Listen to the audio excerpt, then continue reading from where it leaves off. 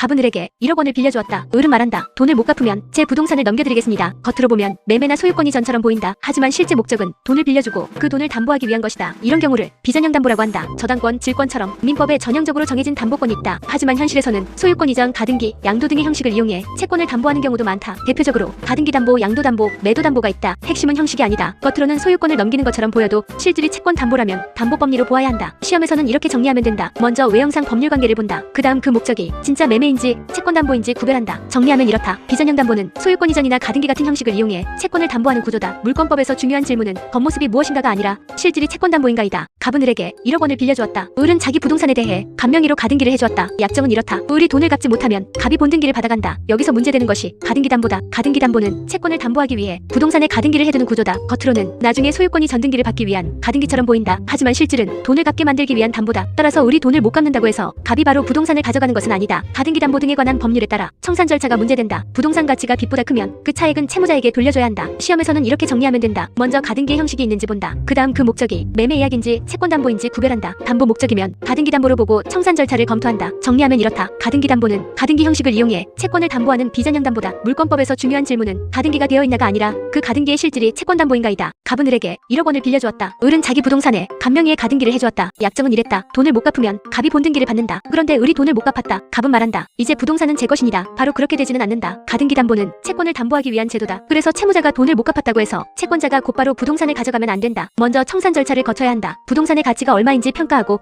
그 가치가 채무액보다 크면 초과분을 채무자에게 돌려줘야 한다. 예를 들어 빚은 1억 원인데 부동산 가치가 1억 5천만 원이면 갑이 부동산을 가져가려면 초과분 5천만 원을 을에게 정산해야 한다. 시험에서는 이렇게 정리하면 된다. 가등기 담보에서 채무 불이행이 있어도 채권자가 바로 소유권을 취득하는 것은 아니다. 청산 절차를 거쳐야 하고 목적물 가치가 채권액을 넘으면 청산금을 지급해야 한다. 정리하면 이렇다. 가등기 담보는 담보이지 빼앗는 제도가 아니다. 물권법에서 중요한 질문은 돈을 못 갚았나가 아니라 청산 절차를 거쳤는가이다. 갑은 을에게 1억 원을 빌려주었다. 을은 자기 부동산에 간명의의 가등기를 해주었다. 그런데 을이 돈을 갚지 못했다. 부동산 가치는 1억 5천만 원이었다. 갑은 말한다. 돈을 못 갚았으니 부동산은 전부 제 것이니다. 이 말은 그대로 맞지 않다. 가등기 담보는 채권을 담보하기 위한 제도다. 따라서 채권자가 목적물 가치를 전부 가져가면 안 된다. 부동산 가치가 채권액보다 크면 그 차액을 채무자에게 돌려줘야 한다. 이 차액이 청산금이다. 사례에서 빚은 1억 원이고 부동산 가치는 1억 5천만 원이다. 그러면 갑이 부동산을 취득하려면 초과분 5천만 원을 을에게 청산해야 한다. 시험에서는 이렇게 정리하면 된다. 가등기 담보에서 목적물 가치와 채권액을 비교한다. 목적물 가치가 더 크면 채권자는 청산금을 지급해야 한다. 정리하면 이렇다. 가등기 담보는 채권 회수를 위한 담보이지 초과 가치까지 빼앗는 제도가 아니다. 물권법에서 중요한 질문은 채무자가 돈을 못 갚았나가 아니라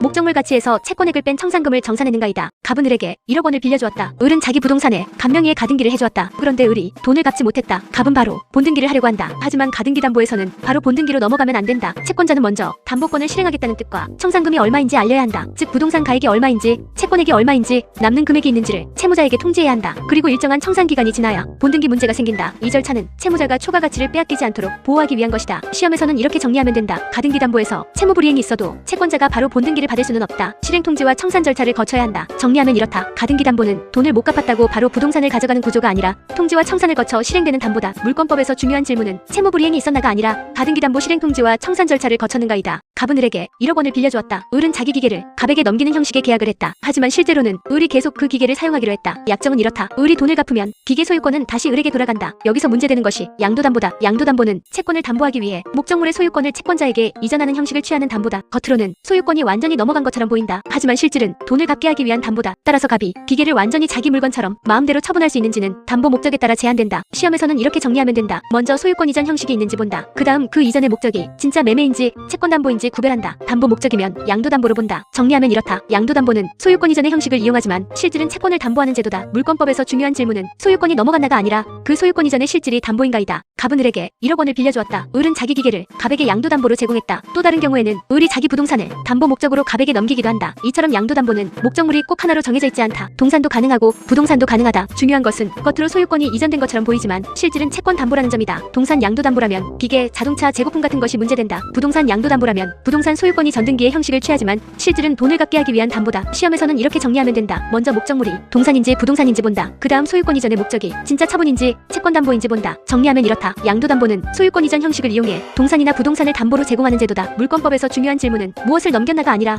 왜 넘겼는가이다. 갑은 을에게 1억 원을 빌려주었다. 을은 자기 기계를 갑에게 양도담보로 제공했다. 하지만 기계는 계속 을이 사용하고 있었다. 갑은 말한다. 소유권이 제게 넘어왔으니 제가 마음대로 처분해도 되나요? 여기서 봐야 할 것은 양도담보의 대내관계다. 양도담보는 겉으로는 소유권이 채권자에게 넘어간다. 하지만 갑과 을 사이의 내부 관계에서는 그 목적이 채권담보다. 따라서 갑은 완전한 소유자처럼 목적물을 마음대로 처분해서는 안 된다. 을이 돈을 갚으면 갑은 담보 목적을 잃게 되고 을은 목적물을 다시 돌려받을 수 있다. 반대로 을이 돈을 갚지 않으면 갑은 담보권을 실행할 수 있다. 시험에서는 이렇게 정리하면 된다. 양도담보는 외형상 소유권 이전이지만 당사자 내부에서는 채권담보 목적이라고 본다. 정리하면 이렇다. 양도담보에서 채권자는 겉으로 소유권을 가지지만 내부적으로는 담보권자로 제한된다. 물권법에서 중요한 질문은 소유권이 넘어갔나가 아니라 그 소유권이 담보 목적에 의해 제한되는가이다. 갑은 을에게 1억 원을 빌려주었다. 을은 자기 기계를 갑에게 양도담보로 넘겼다. 그런데 갑이 그 기계를 병에게 팔아버렸다. 을은 말한다. 그건 담보로 넘긴 것이지 진짜 갑 물건이 아니었습니다. 병은 말한다. 겉으로는 갑이 권리자인 것처럼 보였습니다. 여기서 문제되는 것이 양도담보의 대외관계다. 양도담보는 갑과 을 사이에서는 채권담보 목적의 소유권 이전이다. 하지만 제3자에게는 갑이 권리자로 보일 수 있다. 그래서 갑이 목적물을 처분한 경우 병 같은 제3자를 어떻게 보호할지가 문제된다. 특히 동산의 경우 병이 선의취득 요건을 갖추면 보호될 수 있다. 반대로 병이 양도담보라는 사정을 알았거나 보호 요건을 갖추지 못했다면 을이 권리를 주장할 여지가 있다. 시험에서는 이렇게 정리하면 된다. 양도담보는 대내관계와 대외관계를 나누어 본다. 대내적으로는 담보 목적이고 대외적으로는 제3자 보호 문제가 생긴다. 정리하면 이렇다. 양도담보는 당사자 사이에서는 담보지만 제3자 관계에서는 외형을 믿은 사람 보호가 문제된다. 물권법에서 중요한 질문은 진짜 목적이 담보였나 뿐만 아니라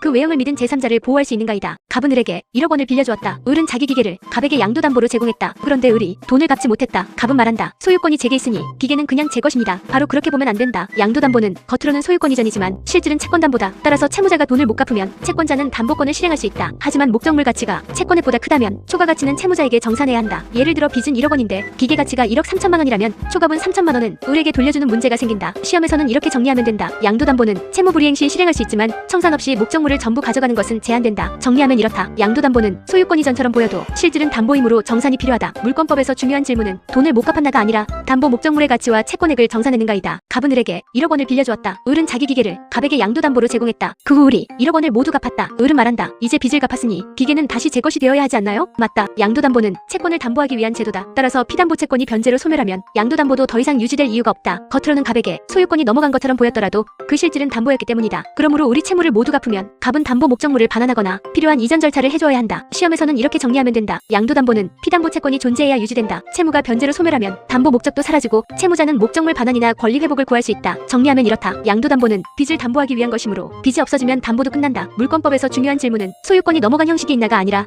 담보할 채권이 아직 남아있는가이다. 갑은 을에게 1억 원을 빌려주었다. 을은 자기 부동산을 갑에게 매도하는 형식의 계약을 했다. 그런데 약정은 이랬다. 을이 돈을 갚으면 갑은 부동산을 다시 을에게 넘긴다. 겉으로는 매매다. 하지만 실질은 돈을 갚게 하기 위한 담보다. 이런 구조를 매도담보라고 한다. 매도담보는 채무자가 목적물을 채권자에게 파는 형식을 취하지만 실제로는 채권 담보를 목적으로 한다. 따라서 이름이 매매라고 해서 바로 진짜 매매로 보면 안 된다. 돈을 빌려준 관계가 있었는지 다시 돌려받기로 했는지 채권 담보 목적이었는지를 봐야 한다. 시험에서는 이렇게 정리하면 된다. 먼저 매매 형식이 있는지 본다. 그 다음 그 매매가 진짜 소유권 이전 목적인지 채권 담보 목적인지 구별한다. 정리하면 이렇다. 매도담보는 매매 형식을 이용하지만 실질은 채권을 담보하는 제도다. 물권법에서 중요한 질문은 매매 계약이 있었나가 아니라 그 매매의 실질이 담보인가이다. 갑은 을에게 기계를 팔았다. 기계는 바로 넘겨주었지만 계약서에는 이렇게 적혀 있었다. 대금을 전부 지급하기 전까지 기계 소유권은 갑에게 있다. 을은 기계를 사용하다가 대금을 다 갚지 못했다. 갑은 말한다. 아직 소유권은 제게 있으니 기계를 돌려주세요. 여기서 문제되는 것이 소유권 유보부 매매다. 소유권 유보부 매매는 매수인이 물건을 먼저 받아 사용하지만 대금을 완납할 때까지 소유권은 매도인에게 남겨두는 구조다. 겉으로는 매매지만 실질적으로는 매매대금 채권을 담보하는 기능을 한다. 즉 갑은 을이 대금을 다 지급할 때까지 소유권을 유보하여 대금 지급을 확보한다. 시험에서는 이렇게 정리하면 된다. 먼저 물건이 인도되었는지 본다. 그 다음 대금 완납 전까지 소유권을 매도인에게 남겨두기로 했는지 본다. 그렇다면 소유권 유보부 매매로 정리한다. 정리하면 이렇다. 소유권 유보부 매매는 물건은 넘겨주지만 대금 완납 전까지 소유권은 넘기지 않는 담보적 매매다. 물권법에서 중요한 질문은 물건을 받았나가 아니라 소유권까지 이전되었나이다. 갑은 을에게 기계를 팔았다. 기계는 을에게 넘겼지만 계약서에는 이렇게 적었다. 대금을 다 내기 전까지 소유권은 갑에게 있다. 그런데 을은 대금을 다 내기 전에 그 기계를 병에게 팔았다. 병은 말한다. 저는 을에게서 샀으니 제가 주인 아닌가요? 갑은 말한다. 아직 소유권은 제게 있습니다. 여기서 문제되는 것은 소유권 유보부 매매의 대외관계다. 소유권 유보부 매매에서는 물건은 매수인에게 넘어가지만 대금 완납 전까지 소유권은 매도인에게 남는다. 따라서 을이 대금을 다 내지 않았다면 원칙적으로 소유권은 아직 갑에게 있다. 그런데 을이 그 물건을 병에게 처분하면 병 같은 제3자를 보호할 수 있는지가 문제된다. 특히 동산이라면 병이 을을 소유자로 믿고 선의무과실로 인도받았는지에 따라 선의취득이 문제될 수 있다. 시험에서는 이렇게 정리하면 된다. 먼저 소유권 유보 약정이 있는지 본다. 그 다음 매수인이 대금을 완납했는지 본다. 완납 전 처분이라면 제3자의 선의취득 가능성을 검토한다. 정리하면 이렇다. 소유권 유보부 매매에서는 대금 완납 전까지 소유권은 매도인에게 남지만 제3자 보호 문제가 따로 생길 수 있다. 물권법에서 중요한 질문은 물건을 넘겨받았나가 아니라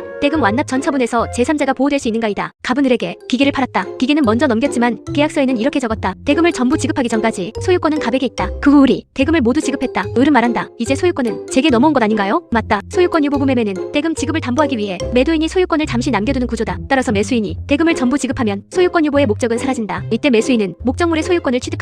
반대로 대금을 다 내지 못하면 매도인은 유보된 소유권을 근거로 목적물 반환을 문제 삼을 수 있다. 시험에서는 이렇게 정리하면 된다. 소유권 유보 약정이 있는지 보고 대금이 완납되었는지 본다. 완납되면 소유권 유보는 소멸하고 매수인에게 소유권이 귀속된다. 정리하면 이렇다. 소유권 유보는 대금 지급을 확보하기 위한 장치이므로 대금이 모두 지급되면 끝난다. 물권법에서 중요한 질문은 물건을 넘겼나가 아니라 대금이 완납되어 소유권 유보가 소멸했는가이다. 갑은 을에게 1억 원을 빌려주었다. 을은 자기 부동산에 간명의의 가등기를 해주었다. 또 다른 경우에는 기계를 갑에게 넘긴 것처럼 해두었다. 계약서에는 돈을 못 갚으면 갑이 가진다고 적혀 있었다. 여기서 바로 매매나 소유권 이전이라고 보면 안 된다. 먼저 실질을 봐야 한다. 돈을 빌려준 관계가 있고 그 돈을 갚게 하기 위해 가등기나 소유권 이전 형식을 쓴 것이라면 비전형 담보다. 가등기 형식을 쓰면 가등기 담보를 검토한다. 소유권을 넘긴 형식을 쓰면 양도 담보를 검토한다. 매매 형식을 쓰지만 실질이 담보라면 매도 담보를 검토한다. 대금을 다 내기 전까지 소유권을 매도인에게 남겨두면 소유권 유보부 매매를 검토한다. 시험에서는 이렇게 정리하면 된다. 먼저 외형을 본다. 가등기인지 소유권 이전인지 매매인지 확인한다. 그 다음 실질이 진짜 처분인지 채권 담보인지 구별한다. 정리하면 이렇다. 비전형 담보는 겉모습보다 채권을 담보하려는 실질이 중요하다. 물권법에서 중요한 질문은 형식이 무엇인가가 아니라